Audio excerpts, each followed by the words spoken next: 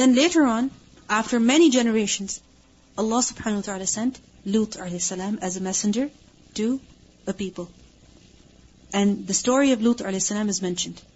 That وَلَقَدْ جَاءَتْ رُسُلُنَا, and certainly our messengers came to who? Ibrahim alayhi salam, بِالْبُشْرَى, with the good news. What does it mean by this? That Ibrahim alayhi salam, to him, the angels came. Rusul over here gives the meaning of angels, with good news. What good news is this? This has been understood in two ways. First of all, the good news of the birth of his son. The good news of the birth of his son. And secondly, the good news is also understood as the destruction of the people of Lut alayhi salam. قالوا, they said, meaning the angels, when they came to him, they said, Salaman, peace. Meaning, peace be upon you. They greeted him. And when someone greets you with salam, what do you know? That they're believers. They're also Muslim. So they said salam. They did not tell him that they were angels. They came to him in the form of human beings, in the form of men. And when they came, they said salam so that Ibrahim a.s. would not become afraid that perhaps they have come with some evil intention. So they said salam. Qala, he said, Salamun, peace be upon you as well. Ibrahim a.s. returned the salam. What does that teach us? That if somebody says salam to us, whether we know them or not, what should we do? Respond to their salam. If somebody says salam to us, we don't know them, we're like, do I know you? We keep looking at them like, I don't know you, why are you saying salam to me? But the fact that you recognize a person as a Muslim, it is your duty to say salam to them. And if they've said salam to you, you should respond. فَمَا لَبِثَ, then he did not remain. Labitha from the root letters, lam batha. He did not remain with them, sitting with them, an ja'a, that he came, bi'ijlin, with a calf, hanidin, roasted. He did not stay for too long, sitting with them, talking to them. He did not make them wait for too long before bringing the dinner. Because sometimes it happens that perhaps you go to a wedding, you go to a party, you go to somebody's house for dinner and you have to wait for hours and hours and hours until finally the food is served. But what was the way of Ibrahim a.s.? People are coming to his house. He doesn't know them. He accepts them as his guests. He welcomes them in. And he does not stay for too long that he brings to them a roasted calf. Rijlin haniz. What does this reflect to us? The generosity of Ibrahim a.s. How generous he was. If we know someone and we think that they can benefit us in some way, or that we have also gone to their house before and they have served us a great dinner, then we want to make sure that we serve them very well. But if someone comes to us, we don't know them, we have no idea as to who they are, what do we think? Perhaps we should only offer some water. That should be sufficient. And maybe a few nuts and some sweets, perhaps. If we have them and if we really want to be generous. And if somebody wants to present some food to the guest that is unknown to us, that is unfamiliar to us, then sometimes our behavior is that of discouragement, that we don't encourage other people from doing that. But Ibrahim a.s.'s way was that he immediately went and he brought a roasted calf. Hanid. Hanid is from the root letters hanun zal. And hanid is used for roasted meat.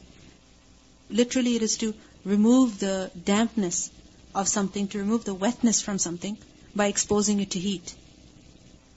So like for example, your clothes are wet, you put them in the dryer, you expose them to heat, and what happens? They become dry. Or you leave them out in the sun and they become dry. All the moisture is extracted out of it. Similarly, if you look at it, meat, it has a lot of moisture in it. When you cook it, that moisture is extracted out of the meat. So he brought to them a roasted calf. It is said that 9 angels came to Ibrahim a.s. 9 angels. And they came with 2 tasks, with 2 missions.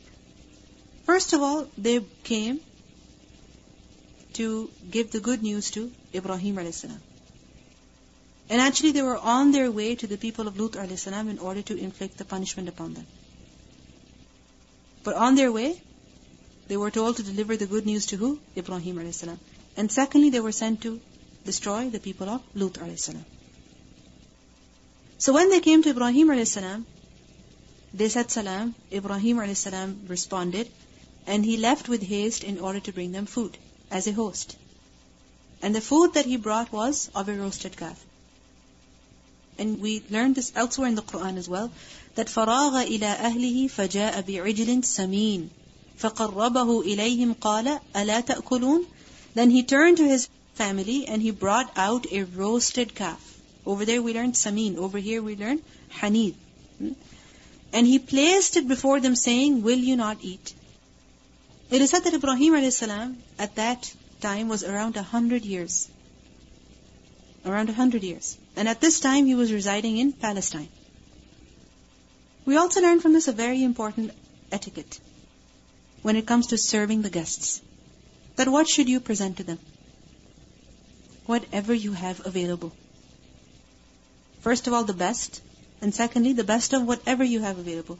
He doesn't ask them, so would you like to have dinner or would you like to have a snack? Would you like to have some tea or would you like to have some coffee or would you like to have some sugar or cream or... No, he doesn't. Whatever he has, he brings it.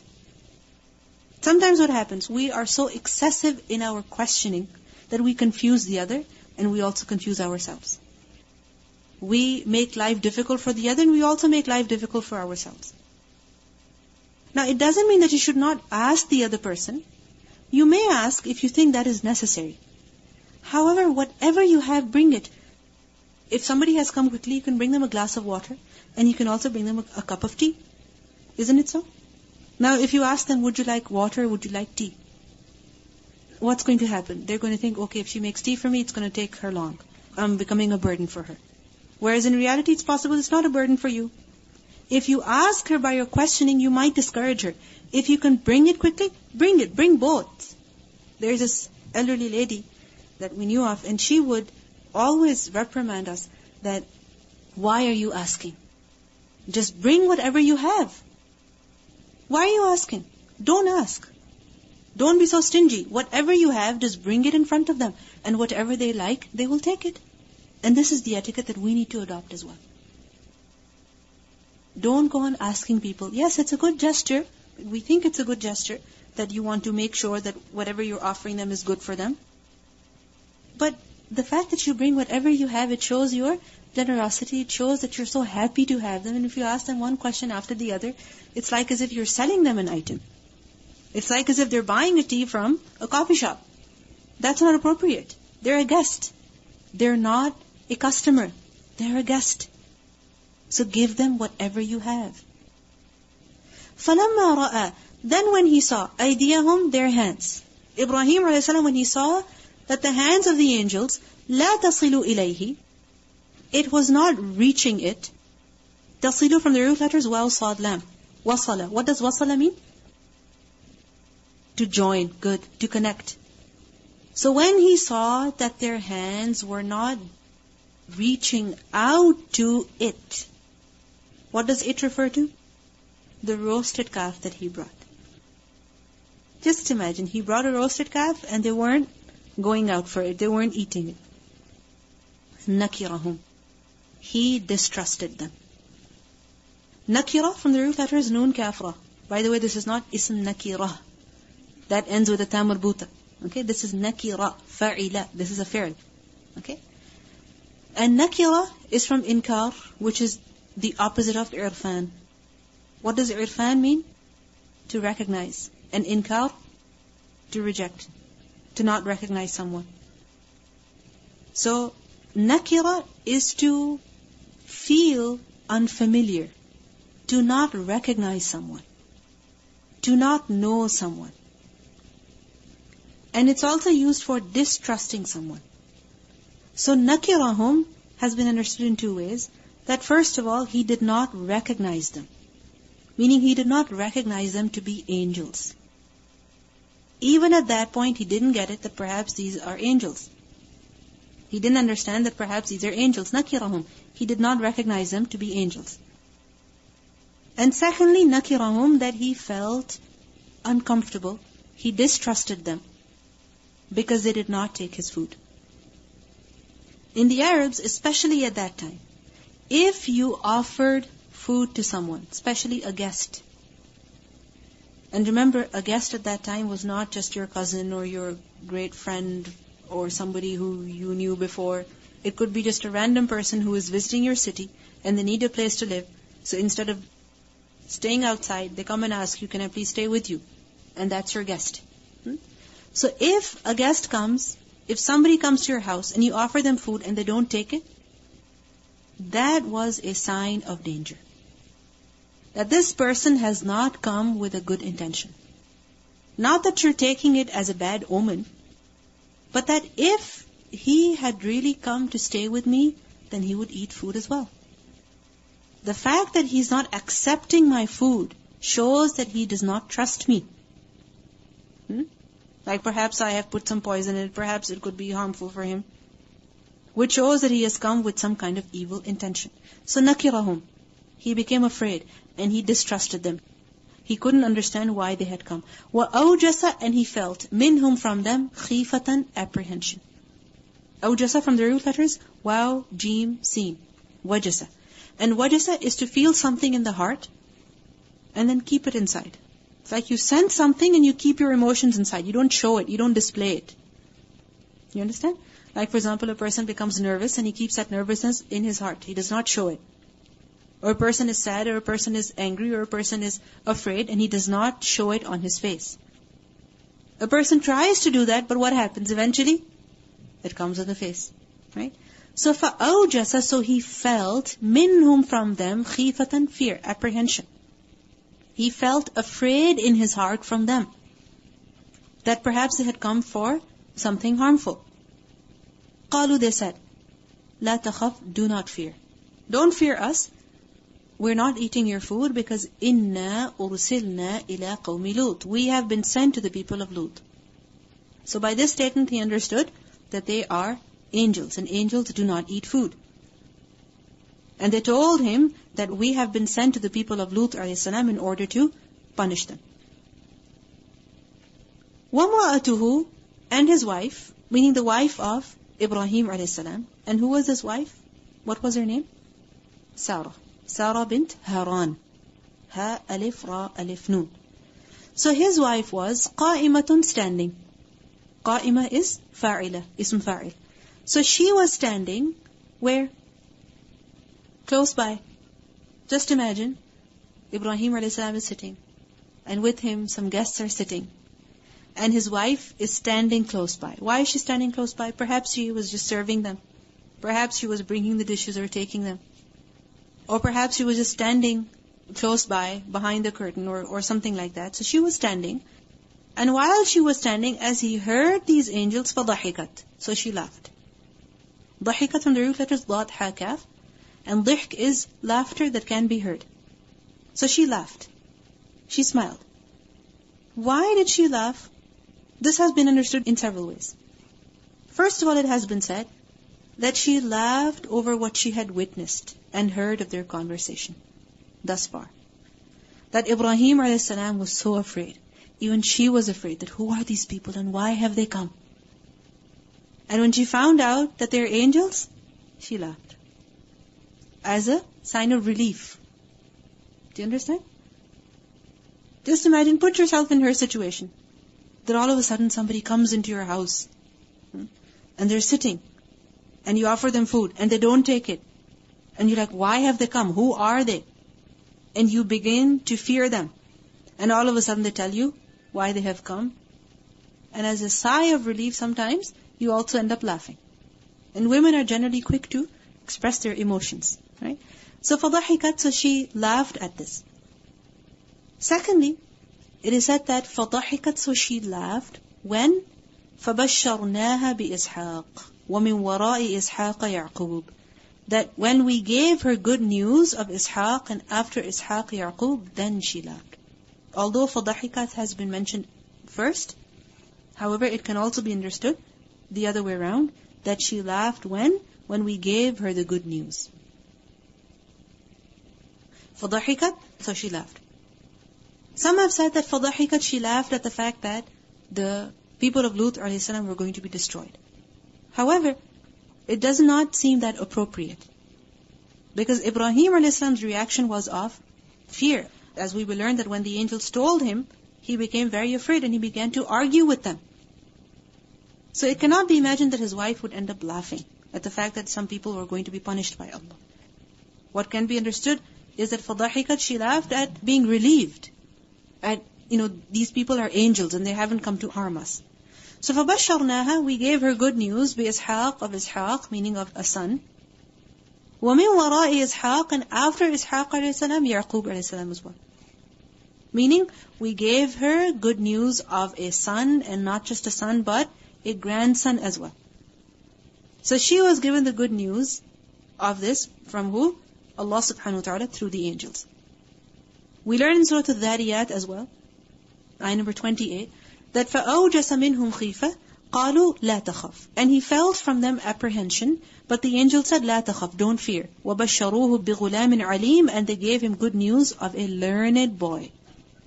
Good news of who? Of a boy who would be alim, very knowledgeable. Now you might wonder, what's the big deal? What's the big deal? فَبَشَّرْنَاهَا, why did an angel have to be sent with the good news, okay, you're going to have a child? What's the big deal about it? Because first of all, remember, they were old. Ibrahim a.s. was around 100 years old, and his wife was also of a similar age, very old. And secondly, the fact that it was going to be a son who is going to be alim, who is going to be knowledgeable, who is going to be a scholar, who is going to be a prophet, this is not an ordinary news. This is not an ordinary news. Just imagine, if at the birth of a child, the woman is told, your child is going to become so-and-so, is going to become the president. Just imagine how happy she would be. So, this was not an ordinary news, rather it was very special for the messenger. That Allah will take the work of deen from your descendants. That you are serving the deen, and your children will also do the same. And it's going to continue in your progeny, in your descendants. Because Ibrahim a.s. did not have any children thus far. He had Ismail, but through his wife Sarah, he did not have any children. Because Ismail a.s., he was supposed to be older, and Ishaq a.s. was supposed to be younger. So anyway, through his wife, he did not have a child. So this was a big deal. That this work is going to continue in your progeny. قالت, she said, what was her reaction? That, Ya waylata, oh woe to me. How is it possible? How can I have a child?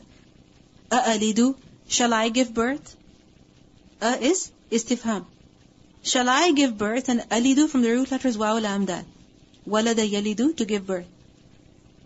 Shall I give birth? Am I going to have a child? وَأَنَا عَجُوزٌ, while I am an old woman. وَهَذَا بَعْلِي شَيْخًا, and this, my husband, is an old man. How is it possible? I am such an old woman, and my husband is also an old man. How can we ever have children? Ya waylata. Ya waylata is actually ya waylati. Ya waylati, where the ya means me at the end. But ya waylati has been changed into ya waylata. Why? Because ta, what meaning does it convey? Ya waylata, as opposed to ya waylati. Ya waylata. It expresses more shock, doesn't it? Like for example, if a person is shocked, they'll say, ha. So, ya waylata, this expresses more shock. Now the question is, why is she saying, oh woe to me? Wail means woe, destruction. Why is she saying that? Does she really mean it? No, she doesn't really mean it. This is an expression of amazement. That this is so amazing. This is so amazing. And this kind of statement is very common within women. There are many different versions in different languages. Like for example, in Urdu they say, Hai mein mar gayi, which literally means, oh my God, I just died. Is it literally that that person has died? No. But in extreme shock, in extreme surprise, these are the kind of statements that women generally utter. You will never see men saying these things, but women, typically, oh my God, what just happened? How is it possible? So, ya waylata, oh woe to me. Alidu, am I going to give birth? Wa ana ajuz, while I'm such an old woman. Ajuz is from the root letters Ayn, Jim, Zay. What does ajiz mean? Ijz, weakness. So ajuz is a woman who cannot bear children due to old age. She is unable. She has become weak. She has become weak. She cannot bear children anymore. وَهَذَا بَعْلِي, and this, meaning Ibrahim a.s., is my husband. Ba'al is used for husband. Who is shaykhan, an old man. Shaykh is actually used for, literally it means an old person. What is it used for? An older man. And from this the word shaykh is also used for instance, a teacher, a scholar. Why? Not because they're old in their age, but because of the respect that they deserve. Because a shaykh, an old person, he deserves respect. In our deen, in our religion, we have been taught to respect our elders. Older people deserve respect. No matter who they are, and no matter how they are. You cannot shout at them, you cannot yell at them, no matter how much they annoy you. It's not appropriate at all. The fact that someone has white hair, the fact that someone is of old age, they deserve respect. So, وَهَذَا بَعْلِي شَيْخًا, this is my husband, who is an old man. إِنَّ هَذَا, indeed this is لَشَيْءٌ عَجِيبٌ. This is very strange, this is very amazing. Ajib. How is it possible that I will have a child? Elsewhere as well, it is mentioned in Surah Al-Dhariyat, ayah 29, that فَأَقْبَلَتِ امْرَأَتُهُ فِي صَرَّةٍ فَصَكَّتْ وَجْهَهَا وَقَالَتْ عَجُوزٌ عَقِيمٌ. Then his wife came forward with a loud voice, and she struck her face, out of shock. Like for example, when a person is in shock, typically women, what do? They will cover their mouth and they will, put their hand on their cheek. So even she was very surprised. So she struck her face and she said, a barren old woman, how is she meant to have a child? But the fact is, this is not difficult for Allah. You might find it to be ajib, but this is not ajib for Allah. It's not difficult for Allah. Because إِنَّمَا أَمْرُهُ إِذَا أَرَادَ شَيْئًا أَن يَقُولَ لَهُ كُن فَيَكُن. He just needs to say be, and it is. So what was the response of the angels? قالوا, they said, أَتَعْجَبِينَ مِنْ أَمْرِ اللَّهِ. Are you amazed at the decree of Allah? Are you wondering? Are you amazed? Are you surprised at the amr of Allah? تَعْجَبِينَ. It's from the root letters Ayn, Jim, Ba. What is this Ya Noon at the end? أَتَعْجَبِينَ, are you amazed? مِنْ أَمْرِ اللَّهِ, at the command of Allah. Meaning, do not be amazed at this decision of Allah. Because for Allah, it is not difficult at all. And what was the amr of Allah? That He was going to give a child to who? To an old man and an old woman. Rahmatullahi, the mercy of Allah. Wa barakatuhu, and His blessings, alaykum, upon you. May the mercy and blessings of Allah be upon you, Ahlal Bayt, O people of the house. May the mercy and blessings of Allah be upon you. What does it mean by this? This is a dua of the angels. That they are praying. For who? For Sarah. That may the mercy of Allah and His blessings be upon you. Ahlal Bayt. Ahl is used for family, but it's also used for wife in particular. And Ahlal Bayt, people of the house. What does this show to us? That the people of the house does not just include a man and his daughter and his grandchildren through the daughter. But what does it include? Over here, Ahlul Bayt is referring to who? His wife. Because there are some people who, when they talk about the Prophet ﷺ, they say that the Ahlul Bayt, the Ahlul Bayt of the Prophet ﷺ are who? His daughter and her children. And they exclude the wives of the Prophet ﷺ completely. But the fact is that a house cannot be imagined without the wife. Isn't it so? A house is incomplete without the wife. And over here we see that Ahlul Bayt is being used for who? For wife. So this gives the evidence that the family of the Prophet ﷺ includes his wives as well. It includes all of them. So the angels say that, why are you surprised at the amr of Allah? May the mercy of Allah and His blessings be upon you. Ahlal Bayt. And Ahlal Bayt means, O Ahlal Bayt. Ya is implied. How do we know? Ahla. This is mansoob. So, Ya Ahlal Bayt. Innahu, indeed He is Hamidun, He is praiseworthy, and He's also Majid, He's also honorable. Allah is praiseworthy. He is Mahmud for what He does, for what He decides. So you should praise Allah, you should thank Him. Instead of being surprised and remaining in this surprise and astonishment, thank Allah. He is Hamid and He is Majid. Majid is from the root letters Mim, Jim, Dal, Majd. And what does Majd mean? Honor, eminence, glory.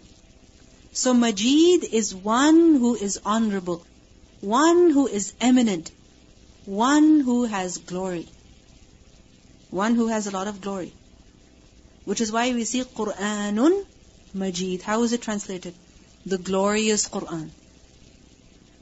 So Majid, and it's also used for someone who is very noble, known for his karam, for his generosity, for his izzah, for his honor, for his prestige, for his sharafa, for his nobility as well. And when Allah subhanahu wa ta'ala is Majid, what does it mean? One who is very generous, one who is honorable, one who is very glorious, and at the same time very generous as well. Because what is the way of attaining glory? Generosity, isn't it? The more generous you are, they say to the wife of Ibrahim a.s. that your Lord is Hamidun Majid, He is so generous. Don't doubt at the amr of Allah. Don't be amazed, don't be surprised. He can do whatever He wants. Ask Him. May the mercy of Allah be upon you. May the blessings of Allah be upon you.